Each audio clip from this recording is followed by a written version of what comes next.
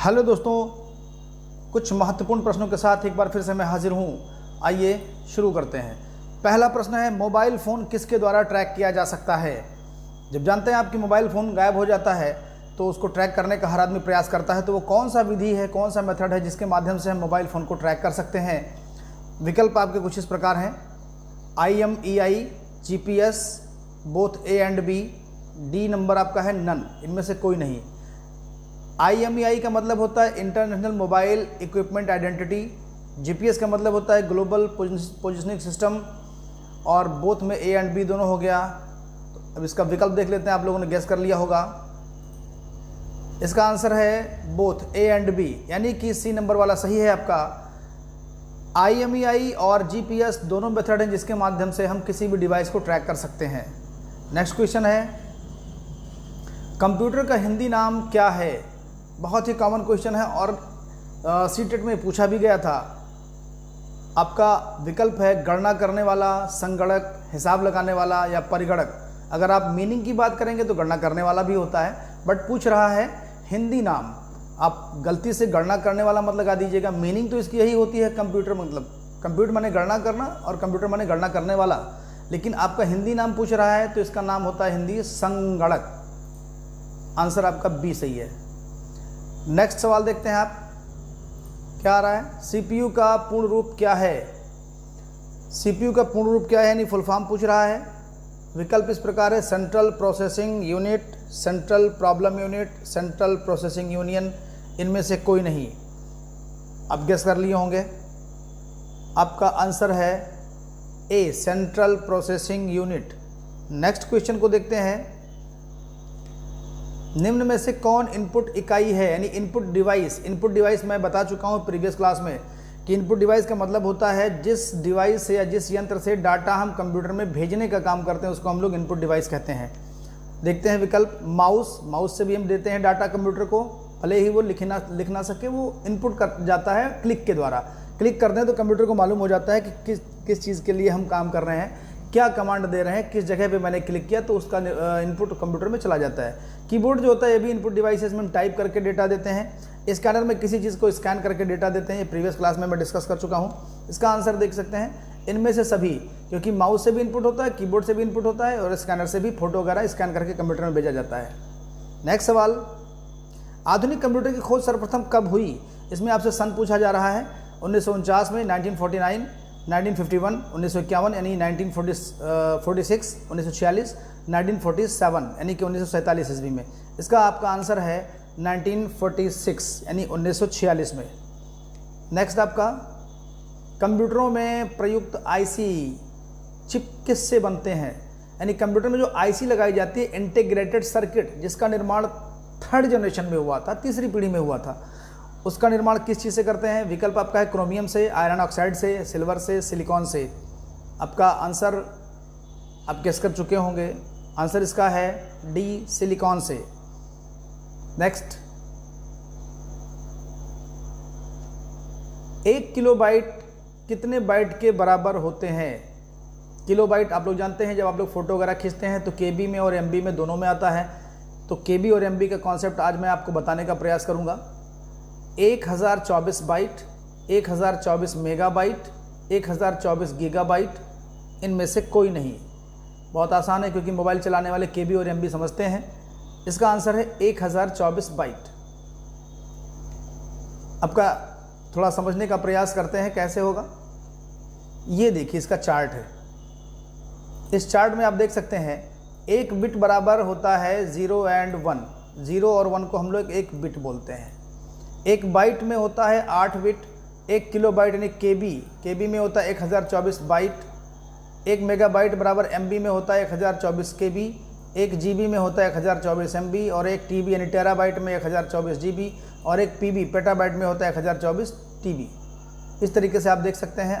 थोड़ा सा इसको और क्लियर कर लेते हैं कि बिट क्या होता है और बाइट क्या होता है। तो पहले समझ लेते हैं बिट क्या होता है। ये देखिए, कंप्यूटर मेजरमेंट में क्या होता है, मेमोरी मेजरमेंट में क्या होता है, जब हम कंप्यूटर से कोई अल्फ़ाबेट प्रेस करते हैं तो उसका एक नंबर डिसाइडेड है पहले से। जैसे कैपिटल A का पहले से डिसाइड है 65, 65। अब 65 को कंप्यूटर समझेगा कैसे? कंप्यूटर ना ही ए समझ सकता है ना ही 65 समझ सकता है। तो कंप्यूटर क्या करता है कि उसको पहले वो कन्वर्ट करता है इस भाषा में। ये भाषा कौन सी है? अब इसी को हम बोलते हैं बिट। 1 2 3 4 5 6 7 8 बिट ये बना हुआ है। 8 बिट एक कैरेक्टर को रिप्रेजेंट करता है। इसी चीज़ को हम लोग बाइनरी भी कहते हैं, क्योंकि इसमें दो चीज़ें यूज होती हैं, 0 और 1। बाइनरी का मतलब होता है 2, और इसी चीज़ को बिट हम बोलते हैं। ये जो 65 वैल्यू है, ये अमेरिका के द्वारा निकाला गया वैल्यू है कि ए का 65 ही होगा, बी का 66 ही होगा, सी का 67 ही होगा। तो इसको बोलते हैं हम लोग अस्काई कीज, अस्काई वैल्यूज़। मैं पहले बता चुका हूँ। और ये 0 और 1 जो है ये आपका बिट है। तो बिट का काम ये होता है किसी भी चीज़ को रिप्रेजेंट करने के लिए बिट होता है। इसको मशीन लैंग्वेज भी कहते हैं, बिट भी कहते हैं और बाइनरी भी कहते हैं। कंप्यूटर किसी चीज़ को इसी भाषा में समझ सकता है, इसीलिए मशीन लैंग्वेज का प्रयोग कंप्यूटर को समझने की भाषा के रूप में बताया जाता है। नेक्स्ट सवाल आपका आता है, 1 मेगाबाइट में कितने किलोबाइट होता है, यानी कि कितने किलोबाइट के बराबर होता है? विकल्प आपका इस प्रकार है, 1024 KB, 1024 MB, 1024 GB और 1024 TB। आपका आंसर गेस हो गया होगा। आपका आंसर है 1024 KB, यानी MB बड़ा होता है, KB छोटा होता है। आप ध्यान से देखिएगा, ये बड़ा होता है, ये छोटा होता है। प्रीवियस चार्ट को आप बैक करके देख सकते हैं। अभी जो चार्ट मैंने बताया था, सीरियल से लिखा हुआ है कि कौन सा बड़ा है कौन सा छोटा है। तो ये छोटा होता है, ये उससे बड़ा होता है, ये उससे बड़ा होता है और ये उससे बड़ा होता है। नेक्स्ट क्वेश्चन की तरफ चलते हैं। 1 गीगाबाइट कितने मेगाबाइट के बराबर होता है? GB, जब आप कंप्यूटर खरीदते हैं तो आप कंप्यूटर वाले से पूछते हैं कि कितने GB का हार्ड डिस्क लगा है, या आप मोबाइल लेते हैं तो उसमें पता होता है कि इसमें इंटरनल मेमोरी कितने GB की है। तो GB बड़ा होता है और MB छोटा होता है इसमें। आइए विकल्प देखते हैं। 1024 KB, 1024 MB, 1024 GB और 1024 TB। इसका विकल्प कुछ इस प्रकार है। आंसर देख सकते हैं 1024 MB। 1024 MB जो होता है वो आपका 1 गीगाबाइट यानी 1 GB के बराबर होता है। नेक्स्ट क्वेश्चन, मल्टी प्रोसेसिंग क्या है? प्रोसेसिंग का मतलब होता है दोस्तों काम करना, और मल्टी का मतलब होता है कई, एक से ज़्यादा है तो मल्टी हो गया वो। तो इसका विकल्प देखते हैं। विकल्प है एक प्रोसेसर के द्वारा। प्रोसेसर मैं बता चुका हूँ, कंप्यूटर का ब्रेन होता है, उसी से कंप्यूटर काम करता है। एक प्रोसेसर द्वारा काम होगा तो मल्टी प्रोसेसिंग कहलाया जाएगा, या एक से अधिक प्रोसेसर द्वारा होगा तब मल्टी प्रोसेसिंग कहलाया जाएगा, या बिना किसी प्रोसेसर के होगा तब मल्टी प्रोसेसिंग कहलाया जाएगा, या इनमें से कोई नहीं। तो अब मल्टी का मैंने बता दिया, मल्टी माने कई होता है और प्रोसेसिंग मतलब काम होता है। कई काम करने के लिए एक प्रोसेसर से काम नहीं होगा, उसके लिए कई प्रोसेसर लगेंगे। तो आंसर हो जाएगा एक से अधिक प्रोसेसर द्वारा, यानी एक से अधिक प्रोसेसर लगेगा तभी एक से अधिक काम होगा, यानी मल्टी प्रोसेसिंग हो गया वो। नेक्स्ट सवाल, निम्नलिखित में से ऑप्टिकल मेमोरी है? ऑप्टिकल मेमोरी होता है, विकल्प देखते हैं, pen drive, floppy disk, CD ROM, tape memory. अब ये ऑप्टिकल डिस्क क्या होता है? ऑप्टिकल डिस्क जो होता है इसके माध्यम से, ये रेज के माध्यम से इसमें डाटा रीड और राइट होता है। आप इसका आंसर गेस कर लिए होंगे। इसका आंसर है CD रोम। CD आपने देखा है, फिगर में देख सकते हैं, ये आपका CD है। ये इसकी साइज़ जो होती है 600 MB तक होती है। ये DVD है, ये भी ऑप्टिकल है, इसकी साइज़ 4.7 GB होती है, यानी कब लगभग 4.5 GB। और ये BD है, ये 25 GB होती है, इससे ऊपर जाएंगे तो 50 GB और उससे ऊपर भी हो सकती है। ये चीज़ें अलग अलग स्टोरेज के लिए प्रयोग की जाती हैं। नॉर्मल डेटा राइट के लिए इसको प्रयोग करते हैं, लेकिन जब हम थोड़ा सा कई डेटा हमारा बड़ा हो जाता है तो हम इसको प्रयोग करते हैं, जो लगभग 4.5 GB का है और ये 25 GB का है। हम इस BD का प्रयोग HD रिकॉर्डिंग के लिए करते हैं। HD रिकॉर्डिंग, HD का नाम सुना होगा आप, कोई मूवी देखते हैं तो देखते हैं आप HD रहता है, तो HD रिकॉर्डिंग के लिए हम लोग BD डिस्क का प्रयोग करते हैं। DVD का नाम है डिजिटल वर्सेटाइल डिस्क, CD का नाम है कम्पैक्ट डिस्क और BD का नाम है ब्लू रे डिस्क। तो इस तरीके से आप लोगों ने इसको देख लिया। नेक्स्ट सवाल की तरफ चलते हैं। CPU में कंट्रोल मेमोरी और तीसरा कौन सा यूनिट होता है? कौन से यूनिट होते हैं? विकल्प देखते हैं, microprocessor, output, arithmetic logic unit. Answer guess कर लिए होंगे आप, अर्थमेटिक लॉजिक यूनिट, यानी कि कंट्रोल यूनिट होता है, मेमोरी होता है और तीसरा होता है अर्थमेटिक लॉजिक यूनिट। नेक्स्ट सवाल, CPU के ALU में होते हैं, क्या होते हैं? विकल्प है RAM space, register, byte space, इनमें से कोई नहीं।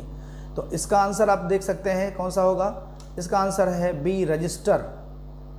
नेक्स्ट सवाल, सीपीयू और आईओ का मतलब होता है इनपुट आउटपुट के सिग्नलों के बीच मूवमेंट को कौन नियंत्रित करता है।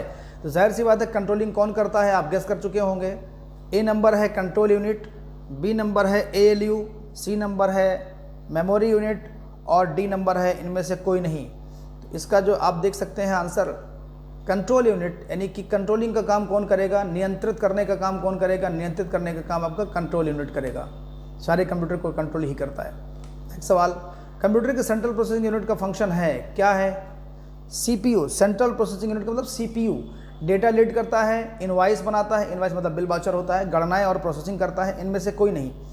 आप गेस कर लिए होंगे, इसका आंसर है गणनाएं और प्रोसेसिंग करता है। यानी सीपीयू जो होता है, इसका ब्रेन जो होता है सेंट्रल प्रोसेसिंग यूनिट, ये क्या करता है, गणना करता है और गणना करने के बाद उस पर प्रोसेसिंग करता है।